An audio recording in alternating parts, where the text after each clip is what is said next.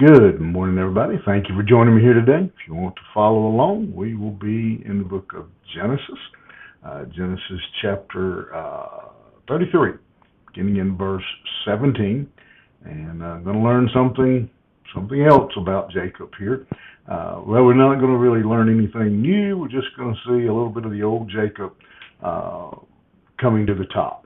Verse 17, but Jacob journeyed to Succoth, and built himself a house, and made booths for his livestock. Therefore the name of the place is called Succoth.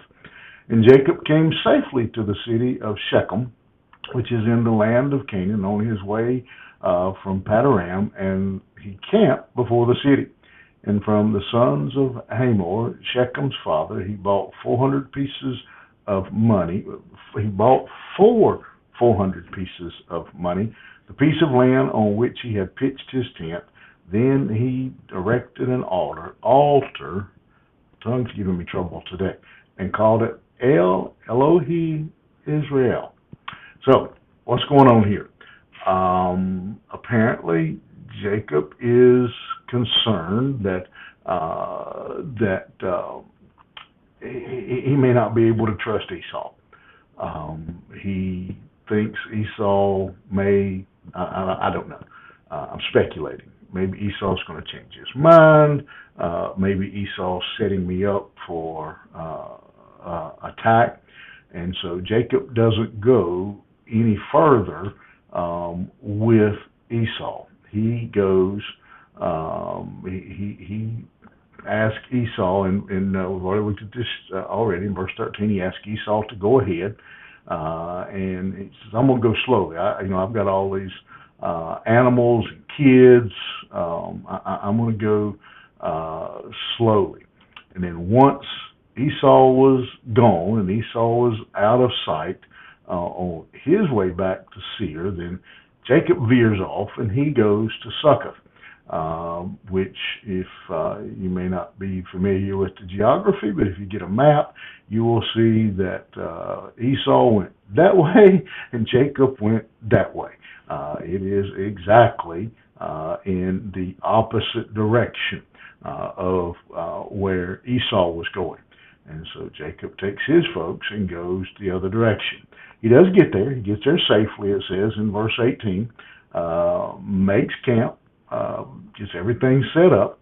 Like Abraham before him, he sets up an altar in verse 20, and gives God the credit for what has happened thus far, for bringing him to this point.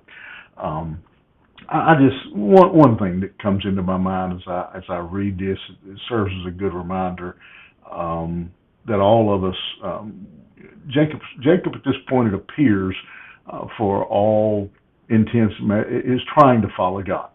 He's trying to do what God's told him to do, trying to go back to his homeland, trying to take his family back, trying to get his family. It appears that Jacob is trying to do everything right for a change.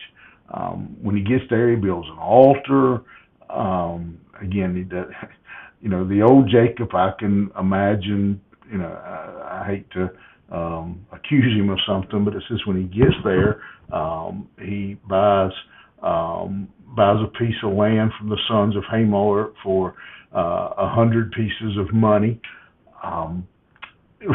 The old Jacob, I can see him trying to run some scheme, some scam to get the land for nothing. But again, it appears on the surface that Jacob is trying to do everything above board, doing everything the right way, and yet he veers off. He's concerned as to whether or not it appears he's concerned if he can really trust God to take care of him. He's still got a little schemer in him. Rather than go with Esau, I'm going to go off. Once Esau gets out of sight, I'm going that way.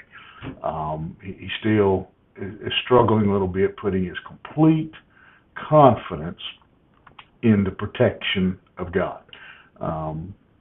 Just throw a thought at you this morning.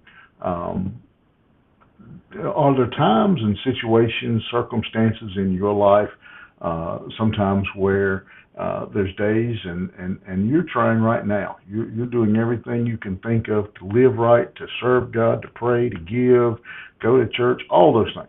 But sometimes it's a challenge. Uh, the old fear jumps up. The old man jumps up as it does here with Jacob, rather than trusting. Something to think about. What does it take to cause all of a sudden? What does it take in our day? You get up, you wake up in the morning with all these great plans. I'm going to serve God. I'm going to love God. I'm going to work for God. I'm going to, da da da da da. I'm going to do my, and then something comes along that causes us to step back. What's it take to get you off track? What's it take to get you to step back and maybe try to take things into your own hand and not trust God any longer or any further in this situation? What's it take? You think about it. Have a great day. We'll see you here tomorrow morning.